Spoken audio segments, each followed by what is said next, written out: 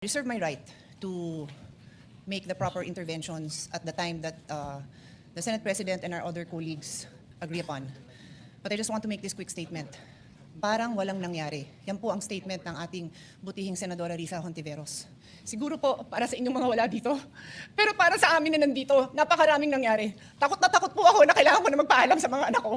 At yung staff ko, 2 pintuan ang pagitan ko sa putukan. Yung staff ko na si Claire, na 20 years na sa akin, nandun siya sa labas. She has a 12-year-old son. Kinuwento niya sa akin late na tumatakbo siya, hindi niya alam kung saan siya pupunta. Kaya para sabihin niyo na walang nangyari. Napakasakit para sa aming lahat na nandito.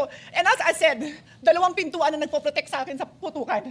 Pero yung media, yung Senate staff, yung hindi naman makauwi dahil sila ang security, sila ang elevator women and boys natin, nandoon po sila. So dear colleagues, napakarami nang nangyari. And one more thing, wala ho akong sinisisi. Pero nung pagkatapos ng lahat, pagtingin ko ng group natin, yung dating majority group, walang ni isa sa inyong nangamusta sa amin.